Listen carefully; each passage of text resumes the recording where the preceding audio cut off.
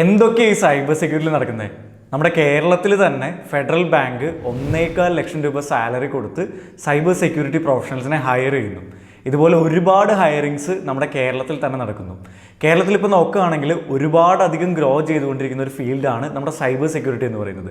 ഒരുപാട് ഹയറിങ്സ് നടക്കുന്നുണ്ട്, ഒരുപാട് പേർക്ക് ഓപ്പർച്യൂണിറ്റീസ് കിട്ടുന്നുണ്ട്. അപ്പോൾ ഈ ഫീൽഡിനെ കുറിച്ച് നമുക്ക് നോക്കിയാലോ? Let's start this video. Hello, my name is Manu Francis and welcome back to Adware Learn. Overall നോക്കുകയാണെങ്കിൽ നമ്മുടെ കേരളത്തിലാണെങ്കിലും ഇൻ്റർനാഷണലി എവിടെ നോക്കിയാലും നമ്മുടെ സൈബർ സെക്യൂരിറ്റിക്ക് ഡിമാൻഡ് കൂടി വരുന്നുണ്ട്. സൈബർ സെക്യൂരിറ്റിയിൽ അൺഎംപ്ലോയ്മെൻറ്റ് റേഷ്യോ എന്ന് പറയുന്നത് ക്ലോസ് ടു 0% ആണ്. അതായത് ഓൾമോസ്റ്റ് 0 ആൾക്കാരാണ് സൈബർ സെക്യൂരിറ്റി സ്കില്ലുണ്ടാക്കിയതിന് ശേഷം ജോലി ഇല്ലാതിരിക്കുന്നത്. നിങ്ങൾ നോക്കുകയാണെങ്കിൽ ഇതിനകത്ത് ഒരു പ്രത്യേക കാര്യം എനിക്ക് എടുത്തു പറയാനുള്ളത്, സ്കിൽഡ് ആയിട്ടുള്ള ആളുകളായിരിക്കണം. നിങ്ങൾക്കൊരു സർട്ടിഫിക്കേഷൻ ഉണ്ടെന്നോ ഒരു കോഴ്സ് നിങ്ങൾ കംപ്ലീറ്റ് ചെയ്തോ എന്നതോ നിങ്ങൾക്കൊരു ജോലി കിട്ടാനുള്ള കാര്യമായിരിക്കില്ല. അപ്പോൾ ജോലി കിട്ടണം എന്നുണ്ടെങ്കിൽ നിങ്ങൾക്ക് സ്കില്ല് വേണം, ഓൾസോ സർട്ടിഫിക്കേഷൻ വേണം, ചിലപ്പോൾ മേ ബി ഒരു കോഴ്സും നിങ്ങളെ അതിന് ഹെൽപ്പ് ചെയ്തേക്കും. അപ്പോൾ ഇതിലെല്ലാ കാര്യങ്ങളും മാച്ച് ചെയ്യുന്നവർക്കാണ് 0% അൺഎംപ്ലോയ്മെൻറ്റ് റേഷ്യോ എന്ന് പറയുന്നത്. സൈബർ സെക്യൂരിറ്റി ഡിമാൻഡിനെ കുറിച്ച് പറയുകയാണെങ്കിൽ ഇപ്പോൾ കേരളത്തിലാണെങ്കിലും നമുക്ക് ഏതൊക്കെ ടൈപ്പ് ബിസിനസ്സുകളാണ് സൈബർ സെക്യൂരിറ്റിയിലേക്ക് ഹയർ ചെയ്യുന്നത് നോക്കി കഴിഞ്ഞ് കഴിഞ്ഞാൽ ജസ്റ്റ് നമ്മുടെ ഏതെങ്കിലും IT ഫീൽഡിൽ മാത്രം വർക്ക് ചെയ്യുന്ന കമ്പനികൾ മാത്രമല്ല ഹയർ ചെയ്യുന്നത്. മറ്റു പല കമ്പനീസും ഇപ്പോൾ കറൻ്റ്ലി സൈബർ സെക്യൂരിറ്റിയിലേക്ക് ഹയർ ചെയ്യുന്നുണ്ട്. എൻ്റെ തന്നെ പ്രാക്ടിക്കൽ എക്സ്പീരിയൻസിൽ നിന്ന് ഞാൻ കുറച്ച് കമ്പനീസിൻ്റെ സ്റ്റോറീസ് ഞാനൊന്ന് ഷെയർ ചെയ്യാം. എനിക്ക് ആദ്യമേ പറയാനുള്ളത് ഒരു ഓട്ടോണോമസ് കോളേജിനെ കുറിച്ചിട്ടാണ്. ഈ ഓട്ടോണോമസ് കോളേജ് കേരളത്തിൽ തന്നെയുള്ളൊരു കോളേജാണ്. ഈ കോളേജിൻ്റെ ഒരു സെക്യൂരിറ്റി ഇഷ്യൂ ഞാൻ കണ്ടുപിടിക്കുകയും അതുപോലെ തന്നെ അതിനകത്ത് ഒരുപാട് സ്റ്റുഡൻസിൻ്റെ ഡേറ്റ ലീക്ക് ആവാൻ ചാൻസ് ഉള്ള ഒരു സെക്യൂരിറ്റി ഇൻഫോ ഞാൻ കണ്ടുപിടിക്കുകയും കണ്ടുപിടിക്കുകയും ആ ഇഷ്യൂ റിപ്പോർട്ട് ചെയ്ത് അത് ക്ലിയർ ചെയ്യുകയും ചെയ്യുന്നു. അപ്പോൾ ഇതേ കോളേജ് തന്നെ ഈ മാർക്ക് ലിസ്റ്റ് ഒക്കെ അപ്ഡേറ്റ് ചെയ്യുന്നത് ആ ഒരു വെബ്സൈറ്റിൽ കൂടെ ത്രൂ ആണ്. ഈ ഒരു ഇഷ്യൂ കണ്ടുപിടിച്ച് അതേ വെബ്സൈറ്റ് ത്രൂ ആണ്. അപ്പോൾ അവരെന്നെ അത് ഓഡിറ്റ് ചെയ്യാൻ വേണ്ടിയിട്ട് എന്നോട് വരാമോ എന്നുള്ള രീതിയിൽ ഒന്ന് ചോദിച്ചിരുന്നു. ഇതുപോലെ തന്നെ ഇത് ഒരു ഓട്ടോണോമസ് കോളേജാണ്, നമ്മുടെ കേരളത്തിലുള്ള ഒരു ഓട്ടോണോമസ് കോളേജാണ്. അപ്പോൾ ഇതെന്ന് പറയുന്നത് ഒരു എഡ്യൂക്കേഷണൽ ഇൻസ്റ്റിറ്റ്യൂഷനാണ്. ഈ എഡ്യൂക്കേഷണൽ ഇൻസ്റ്റിറ്റ്യൂഷനും സൈബർ സെക്യൂരിറ്റി ആവശ്യം വന്നിട്ടുണ്ട്. അതുപോലെ തന്നെ എനിക്ക് വന്ന ഒരു അടുത്ത കമ്പനിയാണ് ഒരു ടൂറിസം ബേസ്ഡ് ടൂറിസ്റ്റ് ടിക്കറ്റിംഗ് ചെയ്യുന്ന ഒരു കമ്പനി. അവരുടെ ഏകദേശം ഒരു 6 ലക്ഷം രൂപയുടെ ടിക്കറ്റ് അവരുടെ സിസ്റ്റംസ് ഹാക്ക് ചെയ്ത് അതിനകത്ത് നിന്നും 6 ലക്ഷം രൂപയുടെ ടിക്കറ്റ് ഒരു ഹാക്കർ ബുക്ക് ചെയ്ത് പോവുകയുണ്ടായി. അപ്പോൾ ഇത് കഴിഞ്ഞതിന് ശേഷമാണ് അവരെൻ്റെ അടുത്ത് വന്നിട്ട് അവർക്ക് കൺസൾട്ടേഷൻ വേണം, അവരുടെ കുറച്ച് സെക്യൂരിറ്റി കാര്യങ്ങൾ ഇംപ്ലിമെൻറ്റ് ചെയ്യണം എന്നുള്ള രീതിയിൽ എൻ്റെ അടുത്ത് വന്നത്. അപ്പോൾ ഞാൻ പേഴ്സണലി അവർക്ക് കൺസൾട്ട് ചെയ്യും, അവർക്ക് വേണ്ട സെക്യൂരിറ്റി മെഷേഴ്സ് കാര്യങ്ങൾ ചെയ്തു കൊടുക്കുകയും ചെയ്തു. അപ്പോൾ അതൊരു ടൂറിസം റിലേറ്റഡ് കമ്പനിയായിരുന്നു. ഇതുപോലെ തന്നെ ഒരുപാട് companies currently cyber security need വരുന്നുണ്ട്. നോക്കുകയാണെങ്കിൽ ജസ്റ്റ് പർട്ടിക്കുലർലി ഫോർ IT കമ്പനീസിന് മാത്രമല്ല സൈബർ സെക്യൂരിറ്റി നീഡ് വരുന്നത്. ഒരു ബാങ്കിങ് ഇൻസ്റ്റിറ്റ്യൂഷൻ ആണെങ്കിലോ, നേരത്തെ പറഞ്ഞ പോലെ ഫെഡറൽ ബാങ്ക് പോലുള്ള ഒരു ഇൻസ്റ്റിറ്റ്യൂഷൻ ആണെങ്കിലോ, എഡ്യൂക്കേഷണൽ ഇൻസ്റ്റിറ്റ്യൂഷൻ ആണെങ്കിലോ, ഒരു നോർമൽ ഏതൊരു രീതിയിൽ എംപ്ലോയീസ് വർക്ക് ചെയ്യുന്ന കമ്പ്യൂട്ടേഴ്സ് യൂസ് ചെയ്യുന്ന ഒരു കമ്പനി ആണെങ്കിലും നമുക്ക് സൈബർ സെക്യൂരിറ്റിയുടെ നീഡ് വരുന്നുണ്ട്. ഇതിലൊന്നും തീരുന്നില്ല സൈബർ സെക്യൂരിറ്റി ഡിമാൻഡ് എന്ന് പറയുന്നത്. കാരണം നിങ്ങൾ നോക്കുകയാണെങ്കിൽ നമ്മുടെ ഗവൺമെൻറ്, ഇന്ത്യൻ ഗവൺമെൻറ് തന്നെ DPDP ആക്ട് എന്ന് പറഞ്ഞിട്ട് ഡാറ്റ പ്രൊട്ടക്ഷന് വേണ്ടിയിട്ട് ഒരു നിയമം പുതിയതായിട്ട് ഇൻട്രൊഡ്യൂസ് ചെയ്യുന്നുണ്ടായിരുന്നു. അതായത് നമ്മുടെ സൈബർ സെക്യൂരിറ്റിയിലും ഇൻഫർമേഷൻ സെക്യൂരിറ്റിയിലൊക്കെ ഒരുപാട് നിയമങ്ങൾ നമ്മുടെ കൺട്രീസ് വരെ കൊണ്ടുവന്ന് തുടങ്ങി. അപ്പോൾ നിങ്ങൾക്ക് കാണാം ഗ്രോയിങ് ആയിട്ടുള്ള ഡിമാൻഡ് നമ്മുടെ ഗവൺമെൻറ് സൈഡിൽ നിന്നും എല്ലാ IT സൈഡിൽ നിന്നും നിങ്ങൾക്ക് കാണാൻ സാധിക്കും. സൈബർ സെക്യൂരിറ്റിയിൽ എന്തൊക്കെ തരം ജോലികളാണുള്ളത് നോക്കുകയാണെങ്കിൽ ഞാൻ പറയും ഒരു അറ്റ്ലീസ്റ്റ് ഒരു 200+ ജോബ് റോൾസ് എങ്കിലും സൈബർ സെക്യൂരിറ്റിയിലുണ്ട്. നമ്മൾ സൈബർ സെക്യൂരിറ്റി എന്ന് പറയുന്നത് ഒരൊറ്റ ജോബാണെന്നാണ് ഓൾമോസ്റ്റ് എല്ലാവരും ധരിച്ചു വെച്ചിരിക്കുന്ന ഒരു കാര്യം എന്ന് പറയുന്നത്. പക്ഷേ സൈബർ സെക്യൂരിറ്റിയിൽ തന്നെ ഒരുപാട് ജോബ് റോളുകളുണ്ട്. 1-2 ജോബ് റോൾസ് ഞാൻ ഈ ഒരു വീഡിയോയിൽ തന്നെ ഇൻക്ലൂഡ് ചെയ്യാം. ഫസ്റ്റ് വൺ എന്ന് പറയുന്നത് എത്തിക്കൽ ഹാക്കർ അല്ലെങ്കിൽ പെനട്രേഷൻ ടെസ്റ്റർ എന്ന് പറയുന്ന ഒരു ജോലിയാണ്.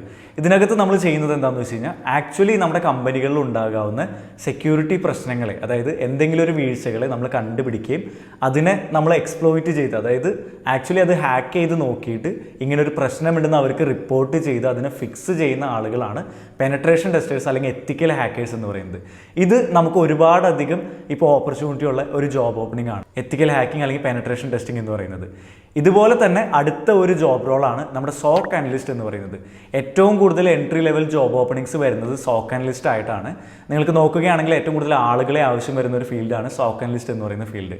നമുക്ക് ഈ ജോബ് റോളിൽ ചെയ്യേണ്ട ഒരു മെയിൻ കാര്യം എന്ന് പറയുന്നത് അവിടെയുള്ള കമ്പ്യൂട്ടറുകൾ സുരക്ഷിതമാണോ, ആരെങ്കിലും കറൻ്റ്ലി അതിനെ ഹാക്ക് ചെയ്യാൻ ശ്രമിക്കുന്നുണ്ടോ എന്നുള്ള കാര്യങ്ങളൊക്കെ എപ്പോഴും റിയൽ ടൈമായിട്ട് എപ്പോഴും അത് മോണിറ്റർ ചെയ്തുകൊണ്ടിരിക്കുന്നത്, അതിനെ കൃത്യമായിട്ട് നോക്കി അങ്ങനെയുള്ള ആരെങ്കിലും ഹാക്ക് ചെയ്യാൻ വരുന്നുണ്ടെങ്കിൽ അവരെ ഡിഫെൻഡ് ചെയ്യാൻ വേണ്ട കാര്യങ്ങളും ചെയ്യുന്ന ആളുകളാണ് സോക്ക് അനലിസ്റ്റ് എന്ന് പറയുന്ന ജോബ് റോളിൽ വരുന്ന ആളുകൾ.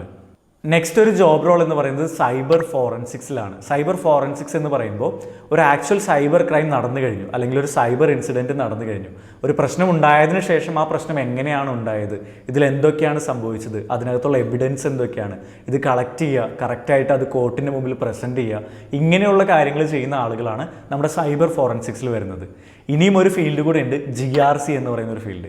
GRC എന്ന് പറയുന്നത് കുറച്ചും കൂടെ നമുക്കൊരു മാനേജ്മെൻറ്റ് കാര്യത്തിൽ താല്പര്യമുണ്ടെങ്കിൽ, ഒരു കമ്പനിയുടെ ഒക്കെ ഒരു മാനേജ്മെൻറ്റ് ലെവലിൽ ഡിസിഷൻ മേക്കിങ്ങും അങ്ങനെയുള്ള കാര്യങ്ങൾ താല്പര്യമുണ്ടെങ്കിൽ നമുക്ക് പോകാവുന്ന ഒരു ഫീൽഡാണ് GRC എന്ന് പറയുന്നത്. കുറച്ചും കൂടെ വർക്ക് എക്സ്പീരിയൻസ് ഒക്കെ ആയതിനു ശേഷം പോകുന്ന ഒരു ഫീൽഡാണ് GRC. ബട്ട് എൻട്രി ലെവൽ ജോബ്സും GRCയിൽ അവൈലബിൾ ആണ്.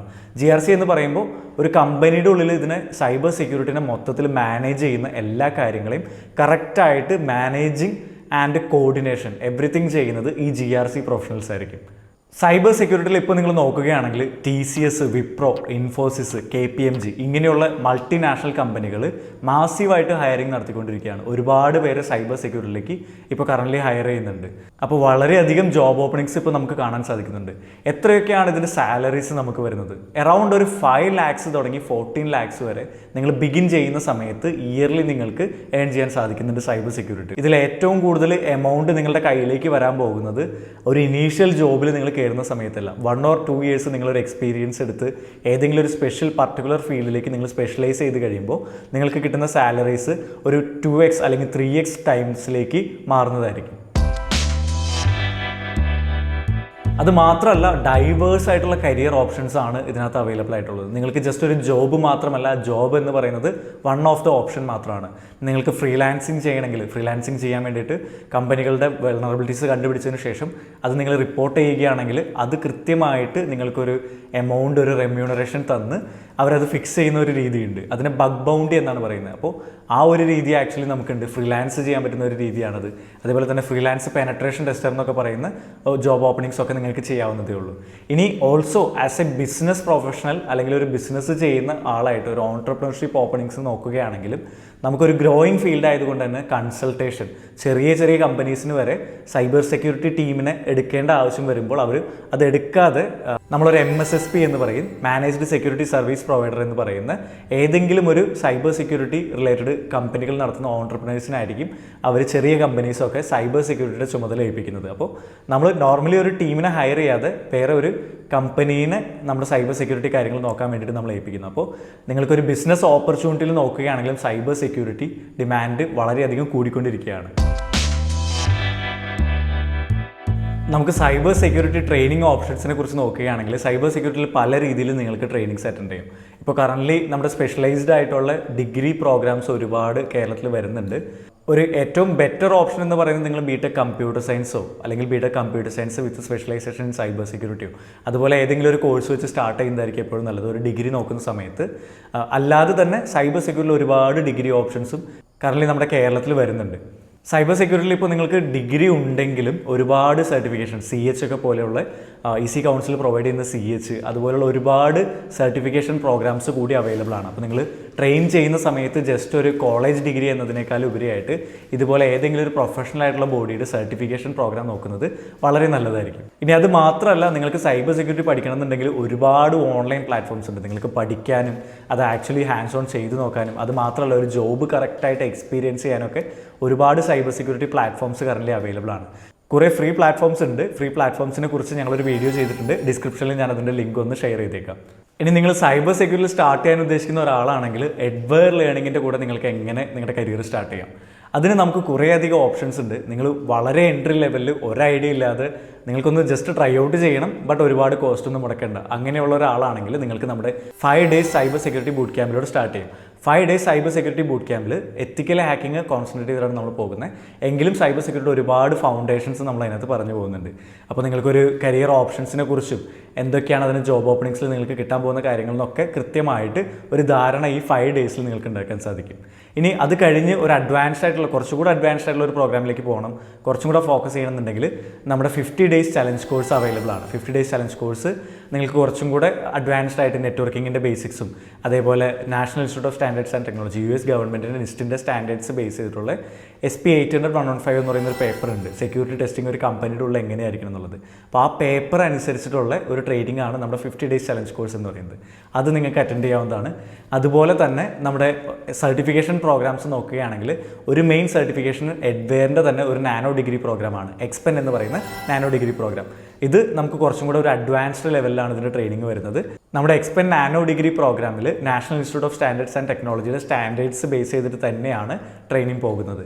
ഇനി നമുക്ക് അതുപോലെ തന്നെ EC കൗൺസിൽ, നമ്മളൊരു EC കൗൺസിൽ അക്രഡിറ്റഡ് ട്രെയിനിങ് സെൻ്ററാണ്. ഇൻ്റർനാഷണൽ കൗൺസിൽ ഫോർ ഇ-കൊമേഴ്സ് കൺസൾട്ടൻസിൻ്റെ അക്രഡിറ്റഡ് ആയിട്ടുള്ള ഒരു ട്രെയിനിങ് സെൻ്ററാണ്. അപ്പോൾ EC കൗൺസിലിൻ്റെ ഏത് പ്രോഗ്രാംസ് നിങ്ങൾക്ക് വേണമെന്നുണ്ടെങ്കിലും ട്രെയിനിങ് വേണമെന്നുണ്ടെങ്കിലും കറൻറ്റ്ലി നമ്മുടെ അടുത്ത് നിങ്ങൾക്ക് ചെയ്യാവുന്നതാണ്. നമുക്ക് റെഗുലർ ആയിട്ടുള്ള ഒരു ബാച്ചാണ് EC കൗൺസിലിൻ്റെ സർട്ടിഫൈഡ് എത്തിക്കൽ ഹാക്കർ CH എന്ന് പറയുന്ന CH V13 AI പ്രോഗ്രാം എന്ന് പറയുന്നത്. ഇത് ആർട്ടിഫിഷ്യൽ ഇൻ്റലിജൻസിൻ്റെ ഏറ്റവും ലേറ്റസ്റ്റ് ആയിട്ടുള്ള മൊഡ്യൂൾസും ഇൻക്ലൂഡഡ് ആയിട്ടുള്ള സൈബർ സെക്യൂരിറ്റിയിലെ ഒരു സർട്ടിഫിക്കേഷൻ പ്രോഗ്രാമാണ്. അതും നിങ്ങൾക്ക് ചെക്കൗട്ട് ചെയ്യാവുന്നതാണ്. So thank you for watching. Let's see in the next video.